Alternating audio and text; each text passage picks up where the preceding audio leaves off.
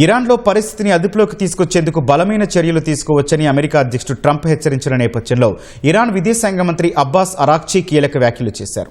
తాము ముందుగా ఎవరిపైనా సైనిక చర్యలు చేపట్టే ఆలోచనలో లేమని స్పష్టం చేశారు. అయితే తమ దేశంపై దాడి జరిగితే మాత్రం యుద్ధానికి పూర్తి స్థాయిలో సిద్ధంగా ఉన్నామని అమెరికాను హెచ్చరించారు. ఆర్థిక సంక్షోభం కారణంగా ఇరాన్లో కొనసాగుతున్న నిరసనలను అదుపులోకి తీసుకొచ్చేందుకు జోక్యం చేసుకుంటామని అమెరికా హెచ్చరించిన నేపథ్యంలో ఇరాన్ అధికారులు ఎదురుదాడికి దిగారు. తాము ముందుగా ఎవరిపైనా సైనిక చర్య చేపట్టే ఆలోచనలో లేమని ఇరాన్ విదేశాంగ మంత్రి అబ్బాస్ అరాక్చీ అన్నారు. తమ దేశంపై దాడి జరిగితే మాత్రం చూస్తూ ఊరుకోమని తేల్చి చెప్పారు. యుద్ధానికి పూర్తి స్థాయిలో సిద్ధంగా ఉన్నట్టు అమెరికాను హెచ్చరించారు. రాజధాని టెహరాన్లో విదేశీ దౌత్యవేత్తల సమావేశం సందర్భంగా అబ్బాస్ అరాక్చీ ఈ వ్యాఖ్యలు చేశారు. ఆందోళనకారుల నిరసనలతో తమ దేశ అంతర్గత విషయాల్లో జోక్యం చేసుకోవడానికి ట్రంప్నకు ఓ సాకు దొరికిందని ఆయన ఆరోపించారు.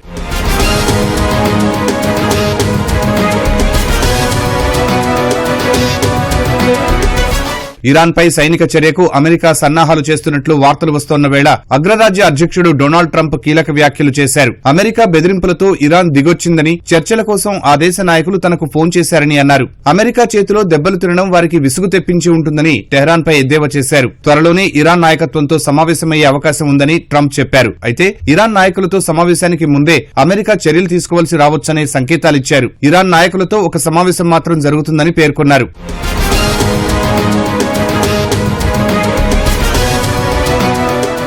ఇరాన్లో 2 వారాలకు పైగా నిరసనలు జరుగుతుండటంతో నిరసనకారుల్ని కట్టడి చేసేందుకు అక్కడి ప్రభుత్వం ఇంటర్నెట్పై నిషేధం విధించింది. ఆ కారణంగా కోట్లాది మంది ప్రజలు డిజిటల్ సేవలకు దూరమయ్యారు. చాలా మంది స్టార్లింక్ సేవల్లోకి మారుతున్నారు. దాని ద్వారా చిత్రాలు, వీడియోలు బయట ప్రపంచానికి చేరుతున్నాయి. ఇప్పుడు ఆ సేవల్లో కూడా తీవ్ర అంతరాయం ఏర్పడిందని ఇరాన్ మీడియా వెల్లడించింది.